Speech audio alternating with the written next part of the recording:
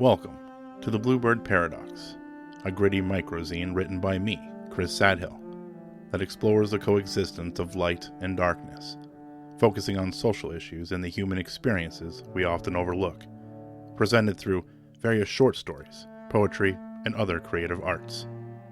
The Bluebird pays homage to Charles Bukowski's poem Bluebird, which delves into themes of vulnerability, repression, and the struggle to express oneself authentically. Often, the bluebird symbolizes hope, love, positivity, and renewal. However, throughout my life, I've observed the presence of darkness where there is light, leading me to believe in a paradoxical relationship between the two. The Bluebird Paradox embraces the inherent contradictions and complexities of our existence, and seeks to reveal deeper truths about society, emotions, and the human experience. As always, thank you for being here. Please enjoy the read.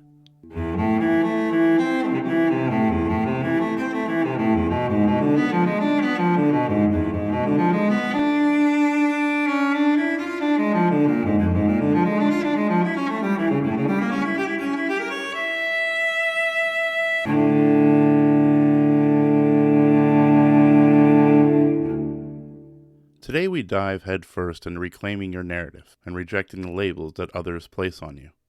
We confront the elephant in the room, the endless cycle of resolutions, failures, and the comfort zones that seduce us into complacency.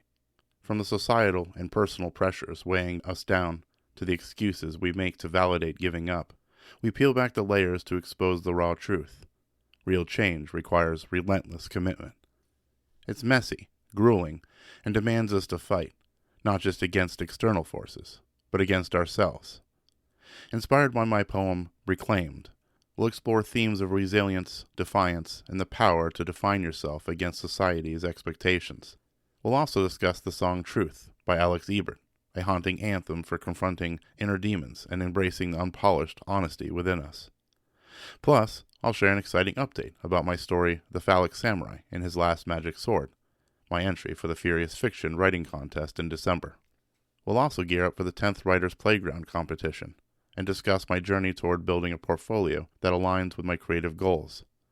Finally, we'll look ahead to reveal my upcoming book series that many of you voted on. There's a lot to unpack, so let's get real, raw, and unfiltered.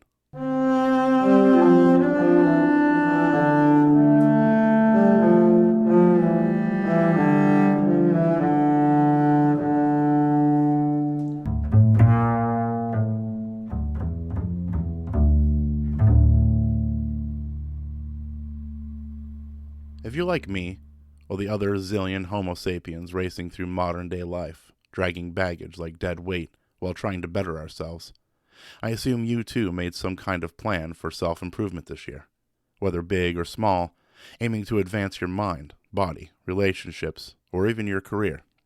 You made resolutions, promises, and rules, vowing this year would be your bitch.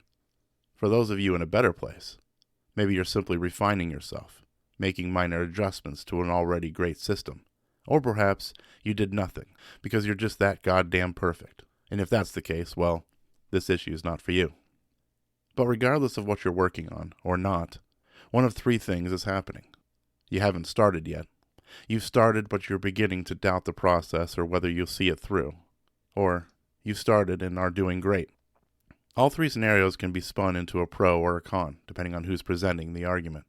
One could say that not starting at all is a perfect opportunity to begin with a clean slate, while another may suggest that that person is doomed from the get-go if they couldn't even start in the first place. One could say that if someone is feeling the pressure this early, it's a telltale sign they're destined to fail. Others might argue that that person is standing at a turning point, a major milestone, and if they can just push through, they'll become unstoppable. As for number three, well, who really cares? They're still doing great, right? But one could speculate that they'll eventually become a number two, bogged down with uncertainty and pressure until they break. All these opinions come from two sources, outsiders, weighing in on someone else's likelihood of success like piranhas, like leeches sucking the life out of its host, and the other is you. Unfortunately, you're the victim of both. 1 month into 2025 and it might feel like we're inching closer to failure.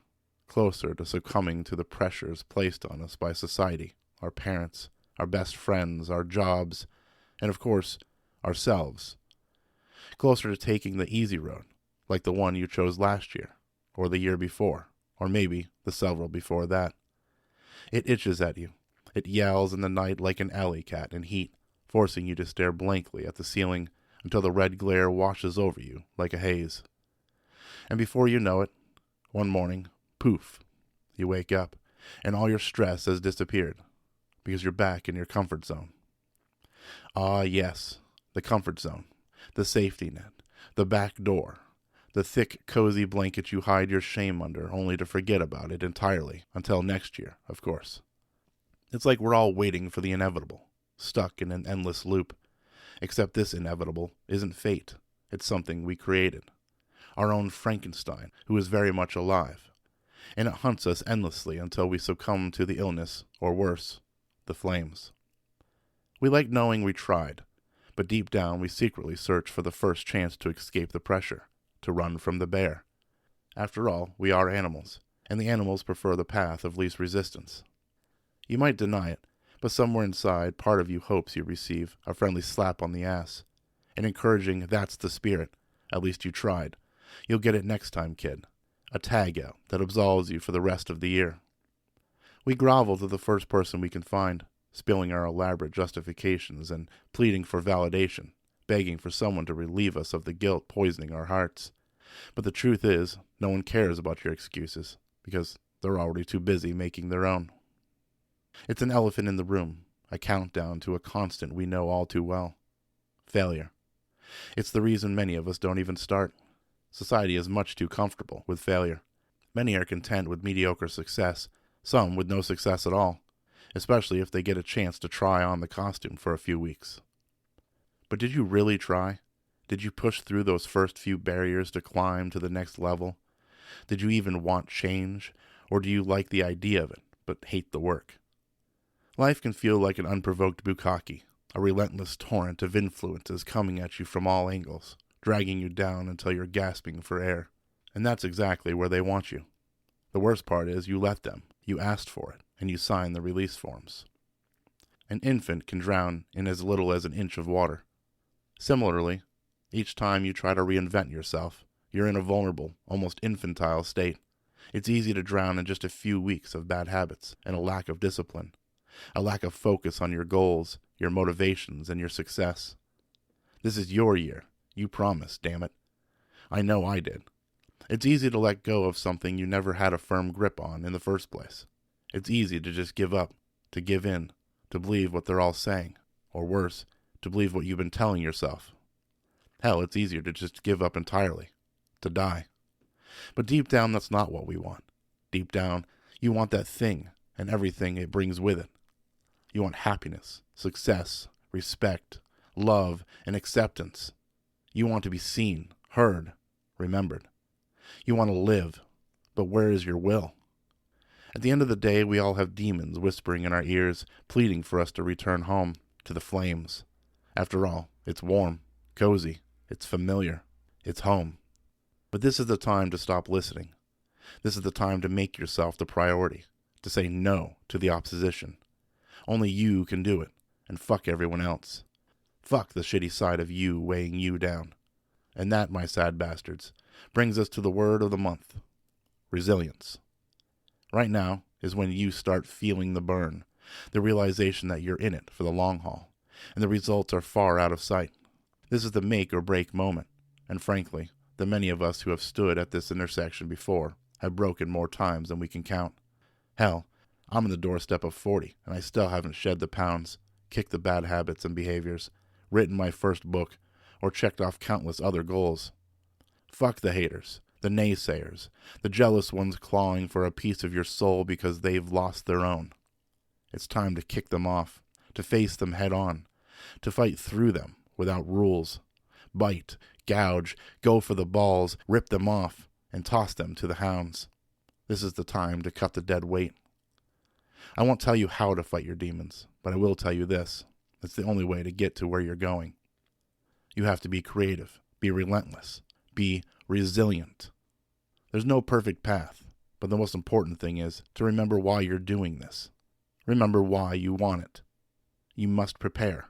Set up reminders, alarms, phone notifications, support people, or even post-it notes if you have to. Surround yourself with positivity, affirmations to counter the enormous waves of negativity that'll come your way. You must plan.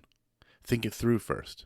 Treat your failures as lessons. Create redundancies and backup plans, and use yourself against yourself. Learn it, recite it, and know it inside and out. You must change. If you're not changing, you're choosing. And if you're choosing, you're losing. Work on your habits, even if it's just a 1% improvement each day. Accept that real change is slow. Understand that you might not see results right away, but know that change is happening, internally, mentally, or even in how others perceive you. Not all change is visible. You must follow through, stick with the plan no matter what, and adjust your mindset to endure the suffering, because you will suffer. Knowing that is key. But remember, you're already suffering now, so you might as well suffer while doing something new and good for yourself. You must love yourself. Get to know yourself better. Take time to write poetry or journal. Learn to be okay with who you are and love yourself wholly. This is the time. This is the year. This is the moment. You promised. You said you'd do it, and now Papa Sadhill demands that you finish the job. Plus, I'm fucking trying too, so at least you're not alone. Now let's kick this year in the nuts. This month's theme is inspired by a piece I wrote in 2020 titled, "There's No Need to Go Any Further." Originally written for a short film project with a new film group I had joined near Westchester, PA, it was designed to feel like a spoken word empowerment piece and served as the script. But then COVID happened. Our meetings became less frequent, and ultimately they stopped, and we never shot the film. I hadn't read it in a while, but after going through my archives and stumbling upon it, I realized it would be a perfect piece to kick off the year, after some revision, of course. The new title, Reclaimed, feels much more fitting, and the words have been refined and refocused to strengthen the piece. My goal for this poem was to highlight the cruelty of society, the harsh judgment the world places on us, and the overwhelming pressure people endure. I wanted this piece to speak for those who can't, to shine a light on them, or inspire them to speak up, take control of their lives, and reclaim their existence. Please enjoy.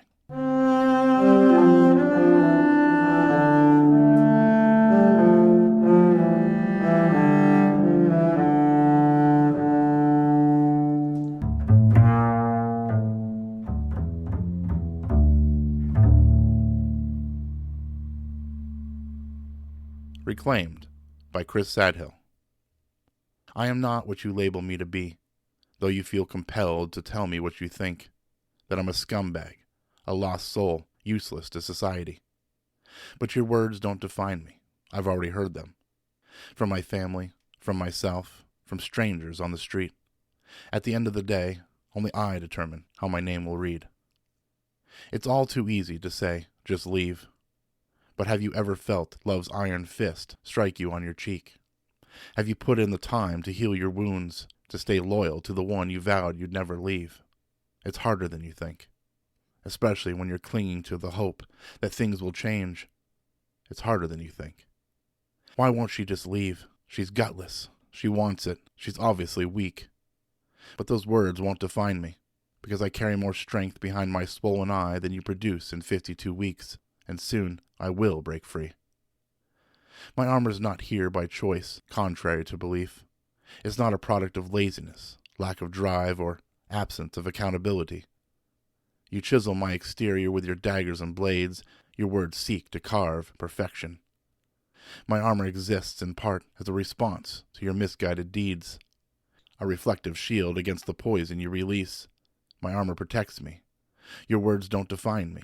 I am more than skin deep. My body is molded with perseverance, shaped by the hope that one day I will be happy. And I am happy. I am not your freak. Look at you, looking at me. It seems you're trying too hard to steer my ship, when in fact it's you who's lost at sea. I'm not a label, a bruise, or what I eat. I'm not what society deems proper, but I am unique. So you worry about you, and I'll define me.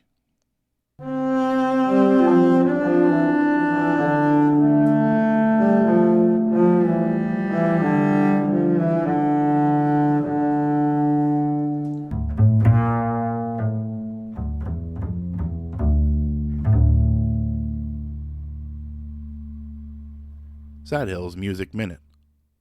Truth by Alex Ebert feels like the perfect song to bring in the new year, dragging with us its shadows.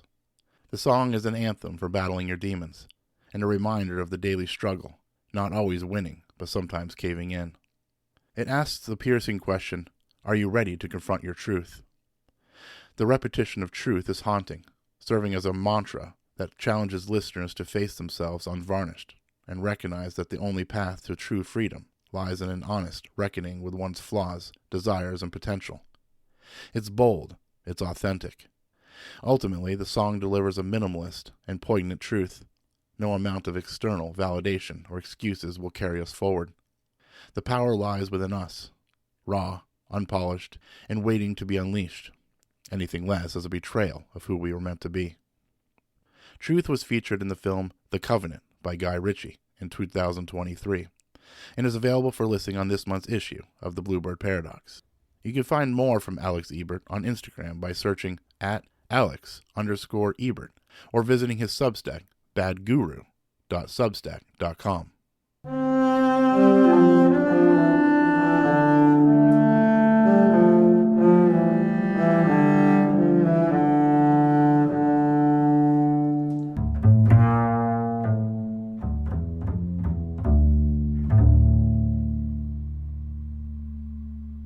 Sadhill News. Australian Writers' Centre, AWC. On the first weekend of each month, AWC hosts an international writing challenge called Furious Fiction. Participants are given a unique challenge criteria that must be incorporated into an original story of 500 words or less, which must be submitted within 55 hours by Sunday at 8 a.m. Eastern Standard Time. Last month I submitted my social satire piece, The Phallic Samurai and His Last Magic Sword, a reworking of a poem I wrote in 2023 with the same title. I thought it was far-fetched that the story would make any list, but to my surprise, the results came back, and it was long-listed. If you're unfamiliar with the term long-listed, it means my story caught the judge's attention in the first round. AWC states that they placed the top 10 to 15% of entries on this list, which means my story stood out from nearly 90% of submissions, and was considered for the top prize, or spot, among potentially hundreds of entries. A story about a homeless man wielding a dildo as a weapon on Christmas Eve. Long-listed. Hell yes to that. I'll take it. If you'd like to read it for yourself, it's available on the stories page of my website. Writer's Playground. As I write this, I'm sitting just days away from the start of the 10th Writer's Playground competition. My whiteboard is prepped. I have a general sense of what might go down, and I'm feeling a little more confident in my abilities than I did on that lonely day in autumn in 2023, faced with my first writing battle. Yet I still don't fully know what to expect, and I'm still nervous. By the time you read this, I'll have already written and submitted my piece. I have no idea what the 5 characters, 5 settings, or the object will be. If it's anything like writing battle or other contests, I expect a range of challenges and a few unexpected curveballs, but I'm committed to writing what I want first, without barriers. My goal is to build a portfolio I'm proud of, and create stories that inspire my next novel. So wish me luck, and I'll keep you updated in the next issue.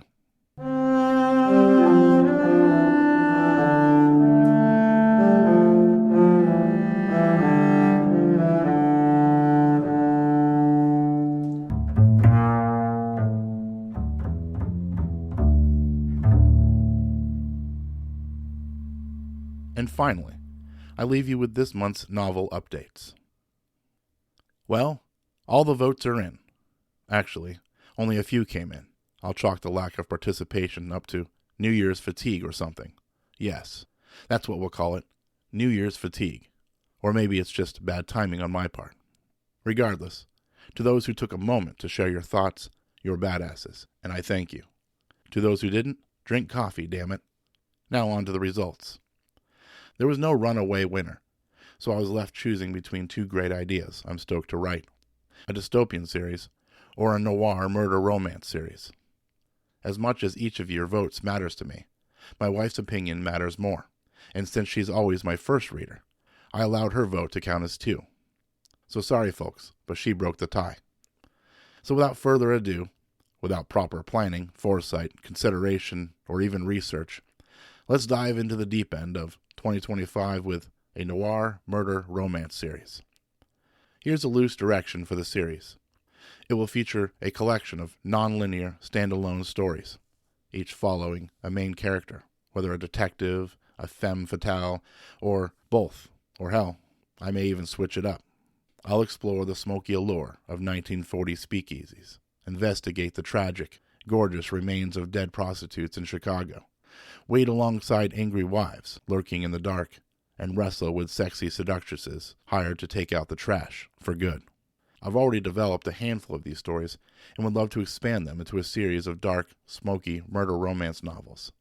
There's no official title yet, but my first consideration will be She Left Him in Chicago, L.A., Detroit, San Francisco, etc., which mirrors the titling of a few of my poems. So I'll start there.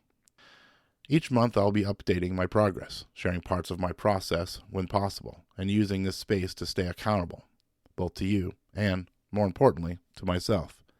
And hey, a few words of encouragement in the comments now and then probably wouldn't hurt. If you're interested in joining my ongoing beta reader team, drop a comment. Find me on social media everywhere at Chris Sadhill, or email me at chrissadhill@gmail.com, and I'll add you to the list. Now together, let's write this fucking book. If you haven't signed up for my Substack, please visit www.chrissadhill.substack.com to access all of my content. Thank you for your support, and please leave a comment. I love hearing from you.